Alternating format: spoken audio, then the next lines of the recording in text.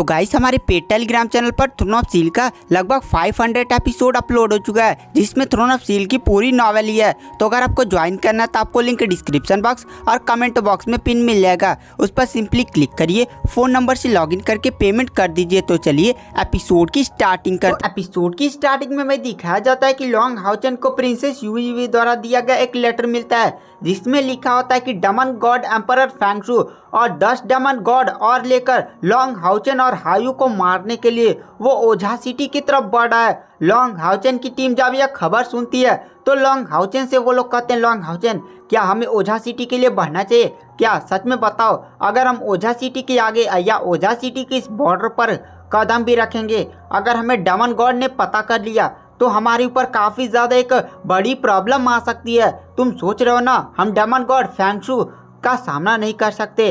वैसे daemon God फेंगशु के अलावा 10 और डेमन गॉड हैं और उनकी पूरी आर्मी है।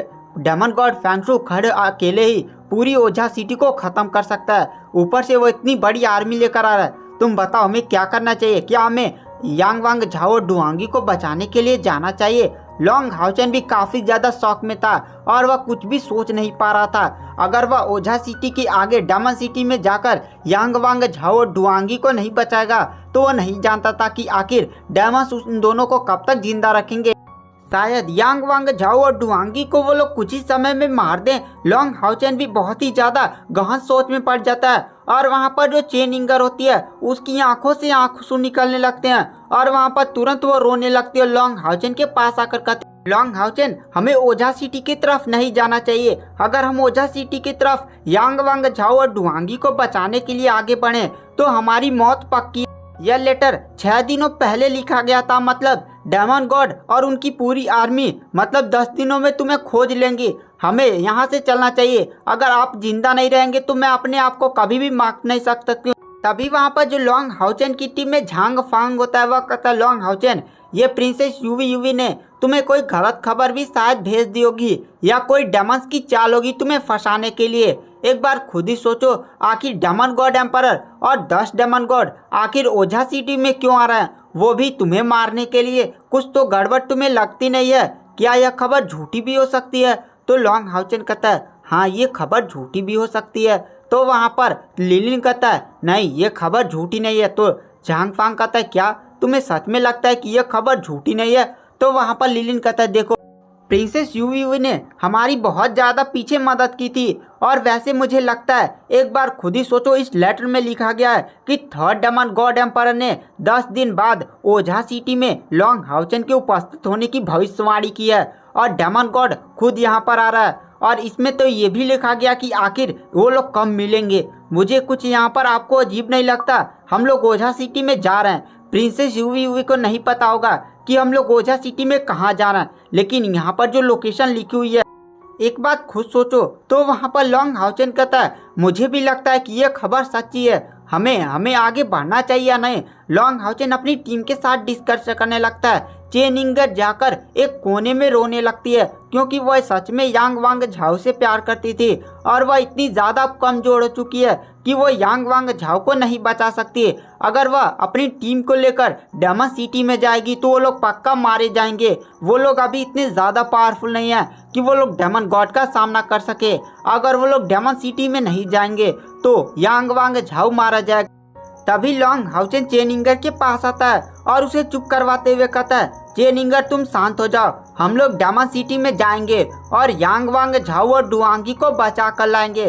तो वहाँ पर चेन इंगर कहते, पर कैप्टन अगर आप वहाँ जाएंगे तो आप मारे जाएंगे और साथ ही साथ हम लोग भी मारे जाएंगे। तो वहाँ पर लॉन्ग हाउचन कहता है, मेरे पास प्लान है, देखो अगर हमारे ऊपर कोई भी खतरा आता ना तो हम सीधे टावर ऑफ इटर्निटी में टेलीपोर्ट कर जाएंगे। चेन इंगर कहती है, देखिए यांग वांग झाओ की सुरक्षा एक डेमन गॉड कर रहा है, अगर हम उधर फाइट कर रहे हैं, अगर डेमन गॉड वहाँ पर आ गया तो हम लोग करेंगे क्या? आप ही बस टेलीपोर्ट हो सकते हैं और आप हमें छोड़कर टेलीपोर्ट नहीं करेंगे। आप हमें बचाने के लिए डेमन गॉड से लड़ेंगे ही।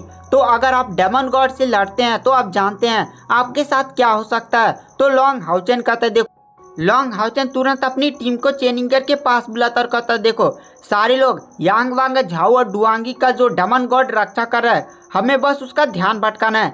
यांग वांग झाओ और डुआंगी को लेकर हमें डेमन सिटी के अंदर घुस जाना है। डेमन ओझा सिटी में आ रहा है और डेमन सिटी की गहराइयों में ज्यादा सुरक्षा नहीं होगी। वो लोग हमें इंसानों के इलाके में खोजेंगे, हम लोग डेमन्स के इलाके में छुपे रहेंगे। तभी झांग फांग कहता है कैप्टन डेमन सिटी में हमारा छुपना बहुत ही ज्यादा खतरनाक हो सकता है। तो लॉन्ग हाउचेन कहता पर कैसे? तो झांग फांग कहता देखिए अगर ये खबर 1% भी झूठी हुई और हम डेमन सिटी में घुस गए और डेमन सिटी में हम पकड़ा गए, तब अगर इस खबर पर हम पूरा विश्वास तो नहीं कर सकते ना। तो लॉन्ग हाउचेन कहता है तुम्हारी बात में तो दम है। उसके बाद लॉन्ग हाउचेन ये डिसाइड करता है लॉन्ग हाउचेन की टीम ओझा सिटी की पहाड़ियों में जाकर छुप जाएगी। वो लोग कायर को ओझा सिटी की पहाड़ियों से आगे जो डेमन इलाका है वहां पर भेजेंगे। कायर के पास इनविजिबल होने की पावर है और कायर एक असैसियन है जिसके कारण वह छुपने में माहिर है। वो यांग वांग झाओ और डुआंगी की लोकेशन लाकर लॉन्ग हाउचेन को बताएगी। उसके बाद वो लोग आगे का प्लान बनाएंगे। उसके बाद लॉन्ग हाउचेन और उसकी टीम पहाड़ियों में छुप जा और कायर ओझा सिटी की पहाड़ियों से आगे डेमन के इलाके में छुपते छुपते पहुंच जाती है। कायर इनविजिबल होने की पावर लगातार 12 घंटे तक उपयोग करती है और आखिर उसे डुआंगी और यांग वांग झाओ की लोकेशन के बारे में पता चल जाता है और कायर लगभग 12 घंटे में फिर से लॉन्ग हाउचेन के पास लौटती है। वह काफ़ी ज़्यादा थक चुकी थी। लॉन्ग हाउचेन तुरंत लिलिन द्वारा बनाया गया स्पिरिचुअल ब्रस्टिंग पिल उसके मुंह में डालता है जिसके कारण कायर की स्पिरिचुअल एनर्जी जल्दी से रिकवर हो जाती है और थोड़ी देर में और ठीक हो जाती है। कायर लॉन्ग हाउचेन को बताती है कि बहुत ही बड़ी बैलों की आर्मी गाइस ये एक बैल डीमन गॉड है जो 32 रैंक रखता है और इसका नाम है 32 डेमन गॉड आसमोस और इसके पास 3 सर है जिसमें से एक इंसान का है, एक बकरी का है और एक बैल का है और उसका शरीर बहुत ही अजीब है। मतलब नीचे का पूरा बैल ही बैल है और उसकी पूरी आर्मी बैल की ही बनी हुई है। और कायर लॉन्ग हाउचेन को बताती है कि उन्होंने यांग वांग झाओ और डुआंगी को बहुत ही ज़्यादा मारा है। उनके पूरे शरीर पर घाव हो चुका और हर जगह से खून भरा है। तुम उनकी हालत देखोगे ना तुम्हारी रोंगटे खड़े हो जाएंगे। लॉन्ग हाउचेन उनकी बात सुनकर काफ़ी ज़्यादा शौक हो जाता है। चेनिंगर यांग वांग झाओ की हालत को सुनकर और भी ज़्यादा गुस्सा हो जाती है और कहती है मैं उसे छोड़ूंगी नहीं, मैं उसे छोड़ूंगी नहीं और बहुत ही ज़्यादा गुस्से में इधर उधर दौड़ने लगती है। तो लॉन्ग हाउचेन उसे पकड़ता है और कहता है चेनिंगर तुम शांत हो जाओ, हम उस आसमास को छोड़ेंगे नहीं पर हमारा मेन लक्ष्य यांग वांग झाओ और डुआंगी को बचाकर लेकर जाना है। तुम एक बात ध्यान रखना अपने गुस्से के कारण तुम कोई गलती मत कर बैठना। चेनिंगर लॉन्ग हाउचेन की बात सुनकर शांत हो जाती है। उसके बाद हमें सीन शिफ्ट किया जाता है 32 डेमन गॉड आसमास की तरफ जो अपने रथ पर बैठकर जा रहा होता है और उसके आसपास एक बहुत ही बड़ी डेमन आर्मी होती है। जो पूरी डेमन आर्मी थी ना वो बैलों से ही बनी थी और वह जो बैल थे वो खड़े होकर चल रहे थे और आसमोस का रथ बहुत ही ज़्यादा बड़ा था और उस रथ के पीछे यांग वांग झाओ और डुआंगी को लटकाया गया था। उनका पूरा शरीर घाव से भर गया था और हर जगह से खून निकल रहा था। तभी जो आसमास का बकरी वाला सर होता है वह आसमास से कहता है हम इन दोनों बेवकूफ़ को क्यों ले जा रहे हैं, हमें इन्हें वहीं पर मार देना चाहिए था। वैसे भी इतना बड़ा रथ करना पड़ गया। अब देखो ये रथ कितना धीरे धीरे चल रहा है, हर मुड़ान पर हमें हर जगह देख रहे हो ना कितनी ज़्यादा प्रॉब्लम हो रही है।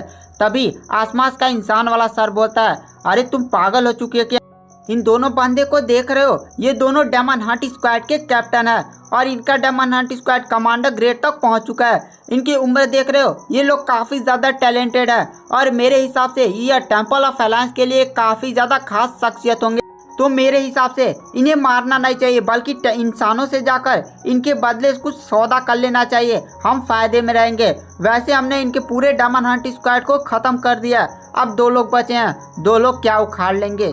और तभी हमें दिखाया जाता है अचानक से एक काली परछाई आती है और सीधे बैलों की आर्मी में धड़ धड़ धड़ मारती हुई गायब हो जाती है और अचानक से 10 बैलों का सर उनके धड़ से अलग होकर ज़मीन पर गिर जाता है। आसमास कहता है ये क्या हो रहा है, हमारे ऊपर अटैक हुआ है और सारे सोल्जर तैयार हो जाओ।